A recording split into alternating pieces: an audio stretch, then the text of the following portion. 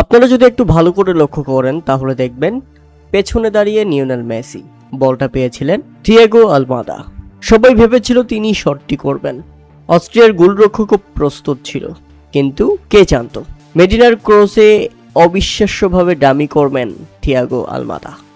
হ্যাঁ, তিনি বলটাকে ছেড়ে দিলেন, নিজের দু পায়ের মাঝখান দিয়ে বলটি বেরিয়ে যায়।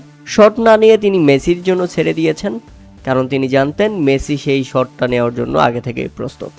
এবং লিওনেল মেসির দুর্দান্ত শট ম্যাচের 38তম মিনিটেই পেনাল্টির সেই দুঃখ ভুলে অস্ট্রিয়ার জালে বল, চোখ জোড়ানো এক গোলে বিশ্বকাপে সর্বোচ্চ গোলের বিশ্ব রেকর্ডটা করেই ফেললেন লিওনেল মেসি।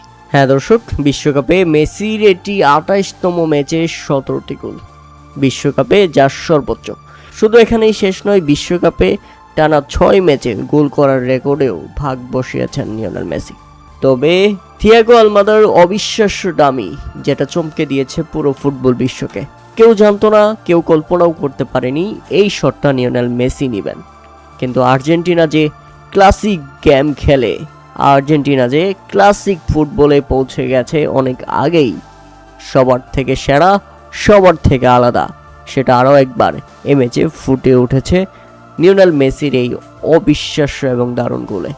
এরপর ম্যাচের একদম শেষ মিনিটে এটা কি করলেন লিওনেল মেসি, আরও একবার জোড়া গোল। হ্যাঁ, দ্বিতীয় অর্ধের যোগ করা অতিরিক্ত সময়ের শেষ মিনিটে লিওনেল মেসি একবার না দুবার নয়, তিনবারের চেষ্টায় গোল করেই ছেড়েছেন। মানে গোল করবেন তো করবেনই, সেটা আর ছাড় দেওয়া যাবে না। শেষ পর্যন্ত ছাড় পায়নি অস্ট্রিয়া এবং তাতে 2-0 গোলে ব্যবধানে দুর্দান্তভাবে জয় তুলে নেয় আর্জেন্টিনা।